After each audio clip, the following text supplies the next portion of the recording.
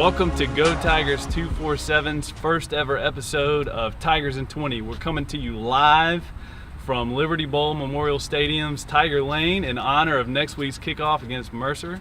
So I am joined today by your lead writer, beat reporter, Christian Fowler. And then over here on my left, your right, is former Tiger Trey Draper. Played with Joe Jackson, Tartt Black, you name it. Trey knows them. If they're local, Trey's in on it. So thanks for joining us, Trey. Appreciate you. Thank you. Today we've got quite a show ahead for you guys. We're gonna hit the biggest topics of the week every single week, and today we're going over the Tigers quarterback situation and Brady White. Christian will be talking a little bit about what he's seen from him in practice. Next up, we'll be covering Memphis Madness 2019 and 2020 recruiting. Those two go hand in hand. After that, we're going to cover some of the two deep surprises from camp and heading into Mercer week 1. And then last but not least, we're going to take some of your questions and answers from the board this week. Go Tigers 247 had the chance to sit down with Brady White a couple weeks ago, and he's very excited about the opportunity with its offense and all the weapons. We got a lot of weapons, very dangerous in the backfield with our running backs. Tony Pollard's versatile, he can play out wide in the backfield, and then our receiving core is really solid across the board. So as a quarterback, I'm salivating. I'm ready to go. So obviously Brady White is extremely excited about the weapons he's got, not only on the outside with his receiving core, but in the backfield. So Christian, what did you see out of Brady White, those receivers, and the quarterbacks that are going to be backing him up in fall camp? So ever since David Moore announced that he was transferring on Wednesday, you can really see Brady White has started to settle down in the offense. All of his weapons now know that he's a starter, so they know that Brady's their guy now. So everything's really calmed down and he started settling in. As far as his outside guys and DeMonte Coxie and Kadarian Jones, who seem to be the starters right now, they've all built good chemistry so far. In the slot, Tony Pollard is likely going to be the starter. He'll be getting a lot more work in the slot this season. Everybody in Memphis knows that Tony Pollard is a huge weapon, and Brady White obviously knows that as well, so I'm sure they'll utilize him again this year. In the backfield, obviously they have Darrell Henderson and Patrick Taylor, which are two of the best running backs in the conference. Brady knows that if he ever needs them, he can lean on him, and they can lean on that offensive line to protect. As far as the tight ends, they have two really good tight ends in Joey Magnifico and Sean Dykes. Sean Dykes has really been Brady's go-to guy since he's gotten here in the spring. So anytime that Brady gets in trouble or gets a pass rush on him, he's looking for Sean Dykes. So that's one of his biggest weapons, and he's really starting to build chemistry with his receiving core. So talking about all the main guys and the two deep on the outside and in the backfield, we're talking about Brady White, but no one's really talking yet about who the number 2 is going to be because, Coach Norvell has not named a second quarterback. He hasn't named a backup. Right. But in your opinion, who do you feel like is going to end up being the guy that backs up Brady White? So if you had to say right now, I would say Brady McBride would have to be the guy.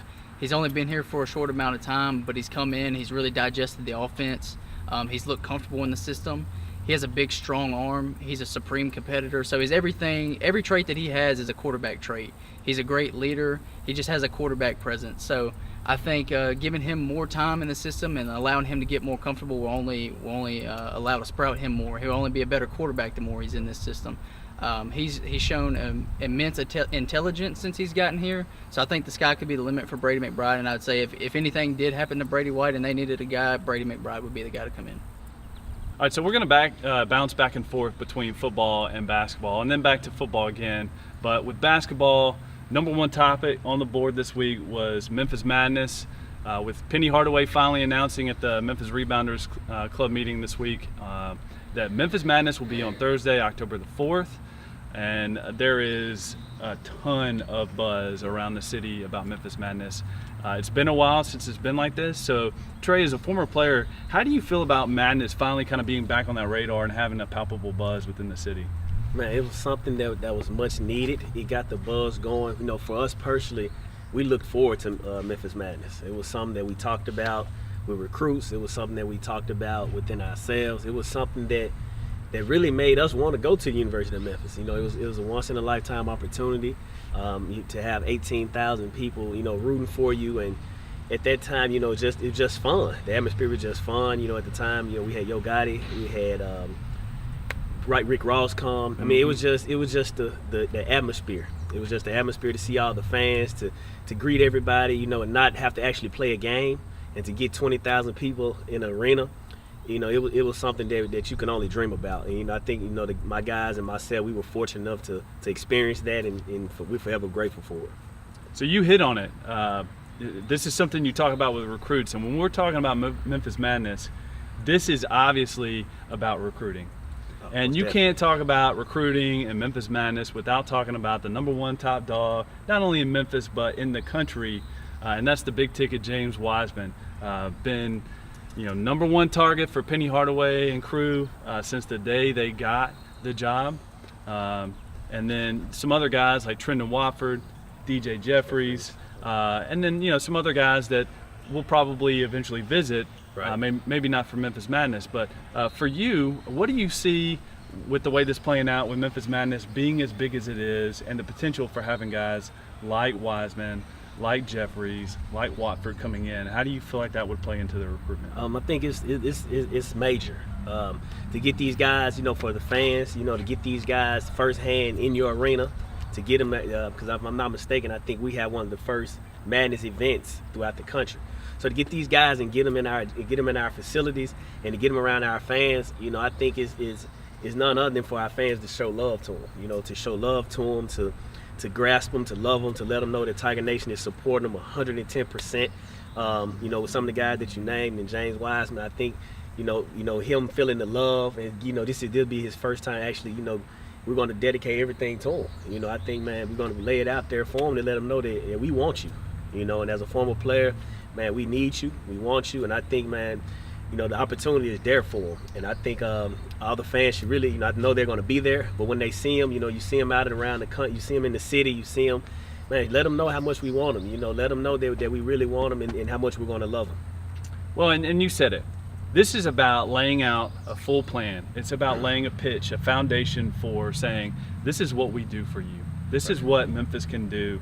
And this is what the fan base is all about. So that night is all about recruiting. It's a celebration for the guys who have already committed, and also just a payoff of all the hard work for the staff. So it's a celebration, period, man. It's a celebration for the city. I mean, the city is long overdue.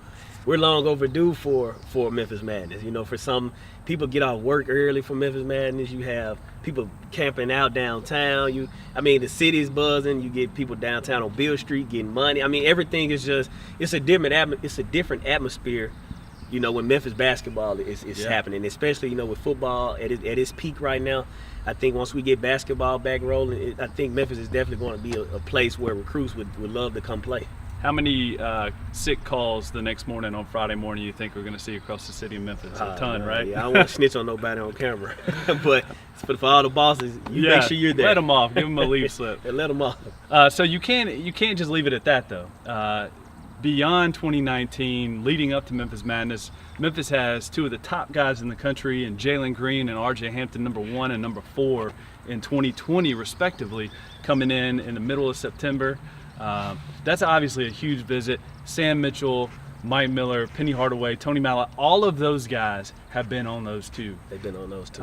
So it's not only is Madness about celebrating the 2019 guys that will be on official visits, and then the others that will be on unofficial visits, but it's getting up to that point and all the buzz with those guys coming in town, and starting to see some of the practices popping off and the reports from practice. And to talk about briefly, just to talk about Jalen and RJ, I've seen those guys over the summer. I've seen them over the circuit. And for those guys to come out and announce that their very first official visit, will be to the University of Memphis. As a former student athlete, typically, when you announce that you want to take visits, especially your first one, is somebody that you really feel close with, that you feel connected to. And it's just my hats off to the staff and to those guys, man, to those players, those current players that's reaching out, building those relationships, to get these guys on campus. To get these guys on campus and to get these guys in our city, is unbelievable. And, for us to have Jalen and RJ in 2020 to announce, they're going to come visit, September, whenever it is, middle of September, and this is going to be their first one. I don't think people understand. Let's not take it for granted. Let's not take it for granted. Let's help our staff out. Let's show these guys love when they come to our city. Well, let's not take it for granted because they are future pros. Oh, no doubt. Both Jalen Green, RJ Hampton are future pros. Both of those guys are as good as it gets in that class. That class has, and that's the next guy. So locally, 2020 starts with Matthew Morrell. According to Matthew and his father, they will be at Memphis Madness, so that's another big win for Memphis because the Whitehaven prospect, he's solid, can shoot the ball, bulldog on defense. He's typically everything you want in a two guard. He's a glue guy. I mean, he's that, but he can. I mean, everything that you want in your prototypical two guard. He's athletic. He's 6'4", 6'5". He's 200 pounds, solid muscle. I mean, he can sit down and guard. I mean, everything that Coach Hardaway loved, and I know that people that love basketball. He's a winning guy. I mean, he's won in middle school at John P. Freeman. I watched him in the 8th grade. He's winning at Whitehaven. Yeah. I mean, you've seen the guy break his wrist and come back 2 weeks later. I mean, get healthy. I see him in the gym. He's dribbling with his offhand. That's just a guy that you want around your program. And I think for us to be able to have him, in our city, I think it's unbelievable, man. And that's you got Cameron Matthews down at Olive Branch. For I sure. mean, those guys that you really, that we can't take for granted. That's in our own city. I mean, sure. Memphis is a hotbed for talent. We're a hotbed for talent, and for us to have these guys in our city, it just shows, the type of love and the type of work ethic that our guys put in, when it comes down to basketball. Well, there's a reason why Matthew Morrell was one of Penny Hardaway's first 2020 offers. Definitely. There's a reason. Yes, no doubt. He would have been my first offer. So yeah, yes, for sure. I mean, man, I think it all just goes back to the fans. I think the fans, we control their program. We got to rally around these guys. This first year, we got to let them know because this is a new era. This is a new era, and not only being one of our very own, you got those guys, on the team. You got those upperclassmen who's still here. And you got those new guys that's gelling with A-Lo, with Alex Lomax. You got Tyler Harris. You got Jaden. You got Antoine. You got those guys who are freshmen who've never seen it. So let's let their Memphis man, let's let their first season, be memorable. And I think it starts with us as fans. For sure. All right, so moving from basketball back to football again, we really need to talk about the Two Deep. It's coming out Monday, Tuesday next week, sometime, depending on when they get it out. But then we've got Mercer next week as well. So one of the things we wanted to bring you guys is from fall camp, what we felt like some of the guys that were surprises that may be moving up in terms of depth into the Two Deep that we wouldn't have expected maybe in the spring. So Christian, starting with offense, what's somebody that you think comes to mind when you talk about a guy who's kind of like rising his stock this fall? I think the biggest guy that hasn't really been discussed much this offseason that's been really making moves and progressing would be Antonio Gibson, who came in from community college, and this will be his junior year. So this is his first year with Memphis. He just got here in the spring. During the spring, you could kind of see the growing pains, obviously, that you would expect with a guy coming in from junior college. But as the offseason progressed and he got more chemistry with the quarterbacks, and now into the fall camp, he's really coming into his own. He's a big guy. He's 6'2", 220, and he plays with every bit of that size and probably bigger. He's a guy that when you throw the ball up, he's going to go get it. There's no question. If the ball's in his radius, he's going to go catch it. He's also really good after the catch because, like I said, 220 pounds in the open field is hard to stop. So, and him and Brady White have been building the better chemistry, and the more that they get on the same page, the more dangerous that Antonio Gibson will be. We were talking to Coach Norvell at practice a couple weeks ago, and he even touched on it as well, that Antonio is really a guy that can come in this year and help immediately. As we were talking about earlier with the quarterbacks and his weapons, and it's not somebody I touched on, but that's just another guy that Brady White has coming into this season. So that's a guy that I'll be looking forward in the 2 deep for sure is Antonio Gibson, because I think he can come in and add not only size, but a guy that can, when you get into the ball in the open field, he's going to be hard to tackle. As if Memphis needed another offensive threat. Absolutely. So on the defensive side of the ball, which we do need some depth to step up on the defensive side of the ball because of what was lost after last season. Mm-hmm. Who are you seeing step up this year? I would say the number one on the 2 deep for me that's really impressed me, and this is going back to the spring, is J.J. Russell. Mm-hmm. He'll be a sophomore this year. He played a little bit in his freshman season. He had a bad concussion against UCLA. It was a scary moment, but he ended up coming back and playing a little. but coming into the spring, you could just tell that a flip had switched for JJ, and he really had started to turn it on.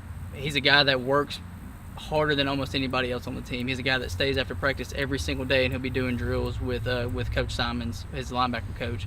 So he's a guy in a deep linebacker room, because at the inside linebacker spot, you've got Curtis Akins, who's a fifth-year senior.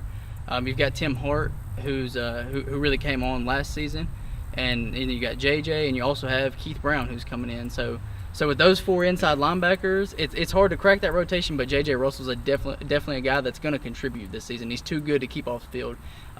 He's the Tigers' fastest inside linebacker. He's a true sideline-to-sideline linebacker.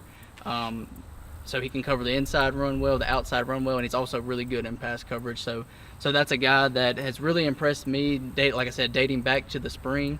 And I think Tiger fans need to look for him big time this season to make moves. And look for Keith Brown. Keith Brown Absolutely. looked every bit Absolutely. of the part from what I've seen today. He really impressed me, and he's got the size and the look. He definitely passes the eye test. To me, Keith Brown is the biggest key to pass rush this year. I know a lot of Tigers fans are worried about the pass rush and have been over the past few years. And I know Keith Brown obviously plays inside linebacker, but he's a guy, when he comes in the game, you have to watch for him to be blitzing. He's very dangerous in those packages where they can send him up the middle behind the defensive tackle, and once he gets close to the quarterback, he's going to get him. He's a guy that has SEC size at 6'1", 230. He's a tremendous talent. Memphis was somehow his only offer coming out of Northwest, but he's made tremendous moves since coming in from Northwest in the spring. You can see that he's really started to grasp the defense, and he's another inside linebacker to watch for this season. So with all that said, all the stuff we're watching for, what are 2 takeaways, 2 things that you want to see that you're looking for going into Mercer next week? I think the first thing would be that this offense clicks. They've had days where they've looked really good, and they've had days where it looks like things aren't all together. So if they can come out in that week 1 and build confidence by really running up the scoreboard, scoring a lot of points, everybody's clicking, I think that will only go a long way into building confidence going into that week 2 big conference game against Navy. So first biggest thing would be looking for that offense to click and put a lot of points on the board, because obviously they have the talent to do it. My second biggest thing would be, how is this defensive line gonna come in this season? Yeah. They lose a couple guys, like we were talking about earlier in the pass rushing, but the proposed starters right now would be Brian Goodson at your defensive tackle spot, and Jonathan Wilson and Emmanuel Cooper at the ends. So obviously that's a lot of experience there. Brian Goodson played the majority of last year. Jonathan Wilson played a lot last year before getting injured. And then you've got Emmanuel Cooper, who's a fifth-year senior. So there's a lot of experience there. They're all 3 really smart guys, and that's obviously just your first rotation. But if those guys can really come in and set the tone, then your second group of defensive linemen with guys like John Tate in them will really feed off that. And then if they can generate a pass rush up front, then this defense could almost be as good as the offense. So we've been around the world and back, and we've gone a little long. So what we're going to do is going to go rapid fire on the Q&A from our message board this week. So if you missed it, what we're doing is asking fans to come on Go Tigers 247, the message board, and submit questions throughout the week, and then we'll tackle them at the end of every single episode of Tigers in 20. So without further ado, the first question is a football question from Doc Sirius. Does Quinn have to sit out a year, or is that planned due to his ACL repair? So just give some context on Quinn. Yeah. And yeah. So Markevion Quinn is a transfer from Pearl River Community College. He actually tore his ACL in the spring. So he went ahead and enrolled in Memphis for the fall just so he could get there, learn the system, because he knew he wouldn't be able to play this year at Pearl River. So this year is kind of planned for him as a medical year, as a medical redshirt year pretty much. He's still rehabbing that injury. He has been at practice since David Moore transferred. He's not been going through any contact or anything. He's just been in pads, going through individual drills. But a little bit more on Markevion, he really is a dual threat quarterback. I know a lot of people have been worried about Memphis not having a dual threat quarterback with David Moore leaving, but Markevion Quinn is just as good on the ground, if not better than David Moore was. He ran for over 800 yards last year at Pearl River. So he's really dynamic, and if this coaching staff, which we know can develop quarterbacks well, can really develop him in that area and develop his arm strength, arm power, and just his overall quarterback game, then he can definitely be a productive player. But this year will be a medical redshirt year for him, is my take on it. Yeah, 800 plus yards for a quarterback. Those are good numbers for Oh, a yeah. running back. So And 18 touchdowns. yeah, for sure.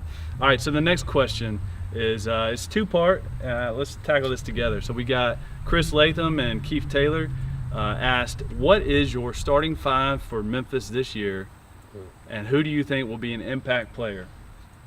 All right, so I'll take the first part. Okay. It's a little tricky because you have so many new guys. You don't really know which guys from the returning roster are going to fit in, what kind of role they're going to play. Actually, you know what? Let's do this together. I'm going to name the one. I'm going to say Alex Lomax, who is Penny Hardaway's point guard from East, from even middle school and elementary school. Right. He's been with Penny Hardaway the entire journey. I think he's going to be your starting point guard. Okay. If I had to take the shooting guard, it's none other than the Mitchell High alumnus product, one of the all-time greats. You know, is my little brother. I love him to death, and that's Jeremiah Martin. I think the senior guard, he's going to do whatever it takes. I talk to Jeremiah every single day. He's invested into Coach Hardaway and his staff, and he's excited.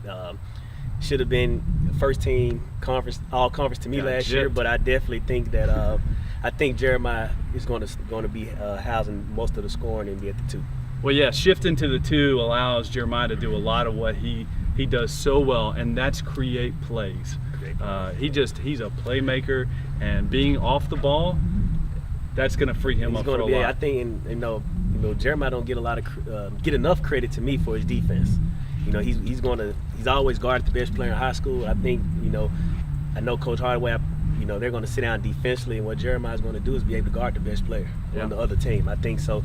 Shifting to the two and having, someone like Alex and Tyler to lean on, he's going to be able to actually sit down and guard a little bit this year too. Well, Alo's a bulldog on defense too. He loves to sit down, get in a guy's grill. So that's two guys on the wing in your backcourt that are defensive guys. And so I'm going with a little bit of a surprise. You may not agree, but I'm going with Antoine Jones, the freshman coming in, because Antoine Jones is a bully guard. He was underrated throughout high school because of bouncing around a little bit, had a few issues that he had to deal with. But, man, Antoine Jones can play. He's got a big body. He's got a prototypical three-guard body. And I think he's going to come in and make an impact for the Tigers. You agree or disagree? I definitely agree. I definitely agree. I'm a little biased anytime we talk about the University of Memphis. I love the university, and granted we're only talking about, who we think would be the starting five. And like I said, I usually don't, indulge in a lot of those starting five questions because being a former athlete, it only motivates you. It motivates you when some guy don't say your name, some guys do say your name. But in this particular instance, I definitely agree. I definitely agree with you. Antoine is a guy that just gets it done. He just gets it done, and I think, man, I definitely think he's going to be able to shoot the ball a little bit more. We're going to be able to spread the floor, and I think, like I said, man, I think you hit it right on the head. All right, so I think we're going to agree on this one. The four, Kevin Davenport. Definitely. Freakishly athletic, a guy that, he finished the year so well last year. Definitely. He actually, when Jeremiah got hurt, you saw his potential was. Yep. He picked it up, man. I actually thought that we were going to make a run to the tournament, but definitely, man, a guy that's been in the gym working. A guy that does everything. He's shooting it a little bit better toward the end of the year. We saw him put it on the floor. We saw him rebound, which is what he does. Mm-hmm. I definitely agree. And at the big man in the middle, I'm sure you can talk about that a little bit. Let's do it on three. Who you 1, got? 2, 3. Mike Parks. Yeah, definitely. The guy done trimmed down a little bit. Trimmed down, running the floor. Man, it looks good. You see his social media page. Shout out to the strength coach who's knocked about 15, 20 pounds. Look at his social Randy's media. Killing it. Man, I saw him out. Man, it's going to be amazing, man. And that's just what we think. Yeah, that's for sure. That's our opinion. These guys are putting in work. The coaches are obviously going to do their thing. So I'm wrong all the time. Ask my wife. So it's very possible I'm going to be wrong on this. But so Trey, your impact player. My impact player is none other than the senior guard, Kareem Bruton. A guy that I think, man, he's a senior. When we needed him last year, he came through every single time. A guy that doesn't, he puts his hard hat on, he goes to work. He brings it every single day that I've seen him. He's a guy that you see him in the community. He's always smiling. And I think he's been through the trenches. A JUCO All-American, a guy that can score, and a guy that that those younger guys going to lean on in their locker room. You know, he's a locker room guy. And I think he's just going to bring it. And I think that team is going to really, really depend on Kareem and a lot of those other seniors. And I'm just biased toward Kareem because I've seen the kid, the young man, work extremely, extremely hard. And I think, man, we're going to really need him. And who's to say, you know, he don't sneak into the starting lineup? I mean, we don't know. But that's my impact player. Well, and that's the thing about Kareem is that he can run point. He showed it last year when Jeremiah went down. He can score. He can win you games. He's tough. So I don't necessarily disagree. I just Long a little wing. surprised. I mean, you look at his wingspan. Yeah. I mean, and you know that's just what we talk about on the court. You know, we don't talk about his leadership. Yeah, I mean, if for you sure. go back and you know every time I go to the game, I sit and I watch him in the huddle. You know, that's one thing being a coach. You know, you watch the huddle. I watch him in the huddle. I see him, you know, picking guys up. I see him getting towels, getting water. He does. You know, he's just a winner, and he's just a guy, man, that I think is going to really help this team and really help this city, you know, because he really stands, even though he's not from here, he stands for what the University of Memphis, what we stand for. And I think, you know, all the former players agree, man, we love Kareem Brew. So that's my impact player this year. Awesome. Well, so your questions answered here don't necessarily reflect all of the questions that were asked on the board this past week. So if your question did not get answered, go to Go Tigers 247, hit the boards option at the top, go find a thread about Tigers in 20, and we'll be answering questions the rest of the weekend about Memphis football, Memphis basketball, and recruiting. So thank you for joining us this week. First ever Tigers in 20. Technical problems aside, we loved it, enjoyed it. Hope you join us next week. Thanks a lot.